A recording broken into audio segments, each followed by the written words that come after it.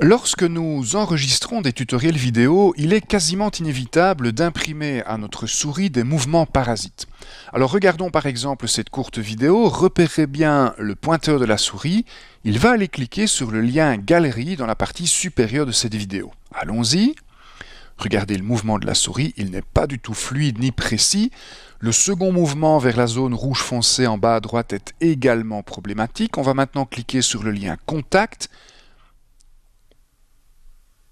Voilà, regardez, le mouvement n'est pas très précis non plus. Et pour passer dans les différents champs de ce formulaire, eh bien, on fait un grand détour par cette zone jaune autour du formulaire. Voilà, on arrive au bout. Et donc, voilà cette courte vidéo. Voilà également une série de mouvements de souris que nous faisons tous naturellement quand nous enregistrons des tutoriels. Mais cela résulte en des mouvements saccadés, pas toujours faciles à suivre pour la personne qui visionne nos tutoriels. Eh bien, Camtasia 2019 apporte une solution à ce problème. Pour vous la montrer, je vais d'abord revenir au début de ma vidéo. Il s'agit d'un nouvel effet de curseur, donc on va se rendre ici dans les effets de curseur et ça s'appelle le lissage du curseur. Je vais prendre ce nouvel effet et venir le glisser sur ma vidéo, comme ceci. Alors comment fonctionne cet effet? Eh bien, il détecte deux types de moments importants dans le trajet du curseur de votre souris. Le premier moment, ce sont les clics de la souris. Et le second moment, ce sont les pauses, c'est-à-dire les endroits où le curseur s'arrête, mais sans forcément cliquer. Une fois ces moments clés repérés dans la vidéo, eh bien l'effet va simplement relier les points détectés par un mouvement rectiligne et fluide. Démonstration. Regardez bien comment je vais vers le lien Galerie. Voilà, on va se rendre maintenant vers la zone rouge foncé en bas à droite par un mouvement rectiligne également. On va aller cliquer sur Contact. Le mouvement est maintenant très précis, le voici. Et pour passer d'un champ à l'autre de ce formulaire, je ne fais plus de détour par la zone jaune autour de mon formulaire. Donc voilà ce nouvel effet de lissage du curseur. Alors je suis presque satisfait. Le deuxième mouvement me pose un petit problème. Regardez, quand je quitte le lien Galerie pour me rendre dans la zone rouge foncé, je survole ici l'un des tableaux de la galerie et sur ce site, quand je survole un tableau, vous voyez que le tableau se met à tourner. Et à cause de mon effet de lissage du curseur, mon tableau commence à tourner alors que mon curseur n'est pas tout à fait sur le tableau. Donc ça, c'est pas très joli. Alors allons voir cet effet ici dans la ligne du temps de Camtasia. Vous voyez que cet effet a été appliqué à l'ensemble de la vidéo par défaut. Eh bien, je vais aller repérer le début de ce second mouvement qui me pose problème. Voilà ici. Et je vais pouvoir appliquer cet effet à une partie de ma vidéo uniquement, comme ceci. Maintenant, je vais placer ma tête de lecture après le mouvement problématique, voilà, quand le curseur se trouve dans cette zone rouge foncé, et je vais glisser un deuxième effet de lissage du curseur sur la même vidéo, mais lui, il va commencer, voilà, à la position actuelle de la tête de lecture.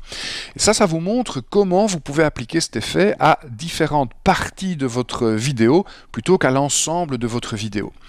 Vous avez vu également que cet effet fonctionne pas trop mal avec les réglages par défaut, pourtant nous avons quand même accès à certaines propriétés pour cet effet.